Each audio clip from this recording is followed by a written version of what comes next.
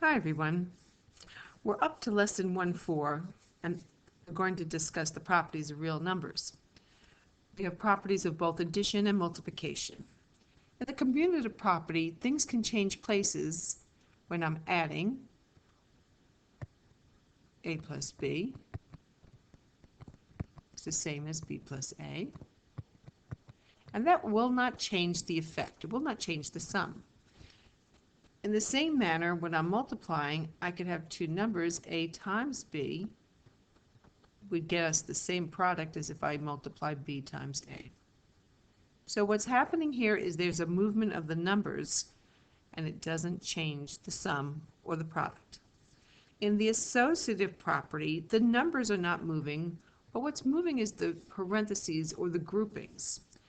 In addition, I can have a plus b plus c is equal to, let's put the a, b together,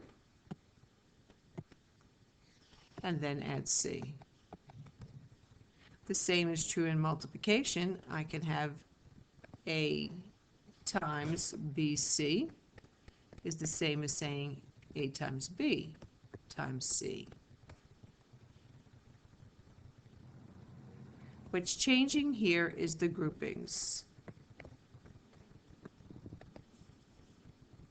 In the first one, the a is a single factor multiplied by the product of bc. Parenthesis says do this first. In the second one, we group the others. The letters in this case represent the numbers, so the a, b, c is the same order in both the left and the right. Identity property. We have the identity property of multiplication, which says multiply any number times 1, and it keeps its identity. In the addition property of identity, we can take any number and add 0, and it keeps its identity. Zero property of multiplication says you take any number and multiply it by 0, and your product is 0. The multiplication property of 1 says to multiply a, or any number, times -1, the result would be a negative a. So a times a -1 will give me negative a. If I take a negative a, it's just the property of opposites, times a -1, that would give me a positive a. What I didn't cover on here were the inverse properties. We have the additive inverse,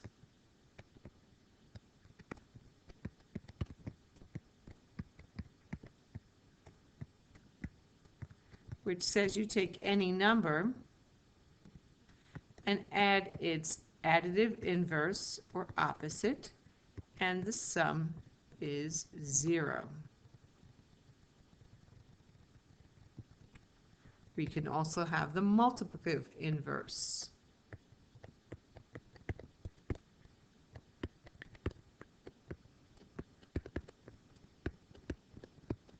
which tells me if I take any number, let's say 5, and multiply it by its reciprocal,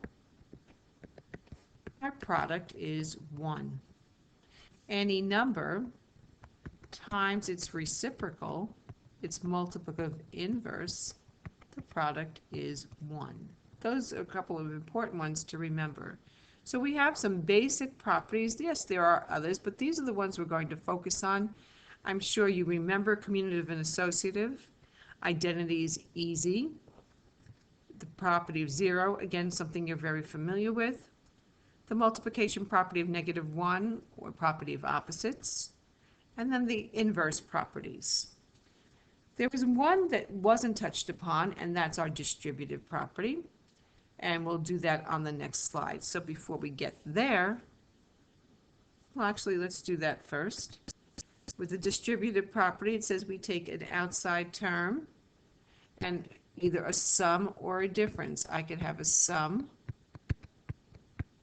and I could then have a times b plus A times C. I could also do this with a difference. It's B minus C, so that will give me A times B minus A times C. Distributed property, outside term times the inside terms. When I'm looking at this, I'm thinking it doesn't matter if that single term, that monomial, is on the left or the right.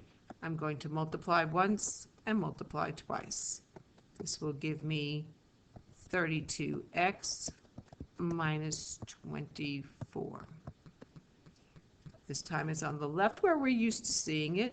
This is going to give me 60 plus 15.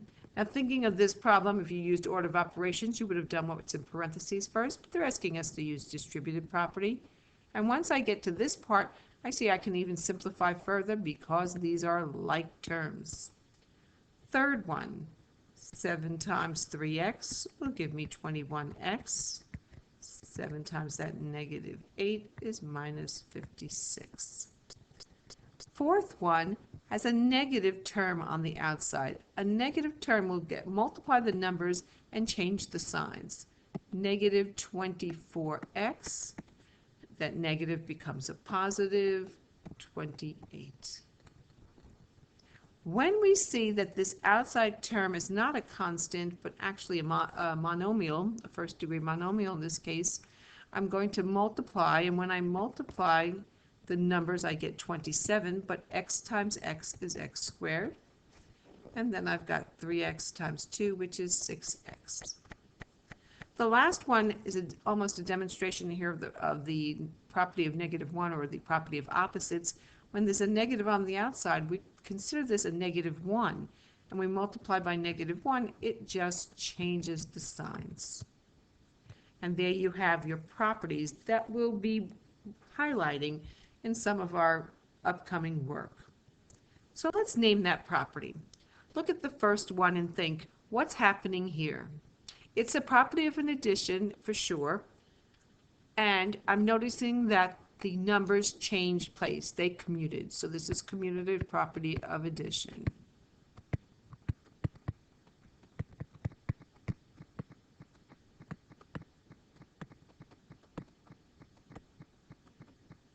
I'll abbreviate.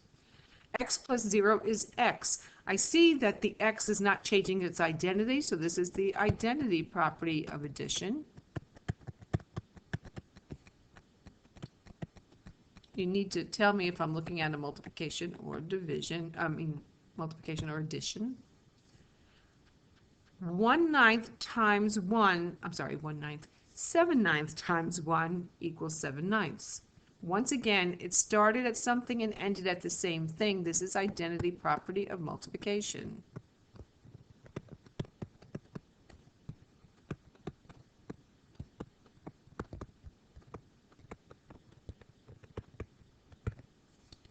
A times B times C equals C times AB. What's happening here? Commuted property. It's moving from place to place. It changed order.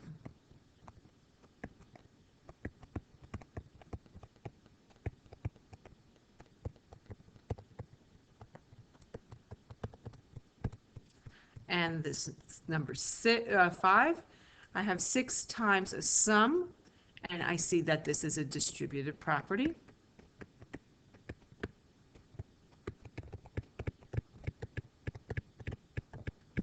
And the last one, I'm noticing that the 17, 3, and 38 do not change places. It's the grouping that changes places, so this is our associative property. Whoops.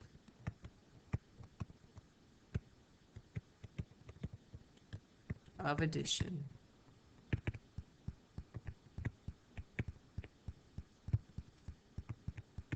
And there you have your properties.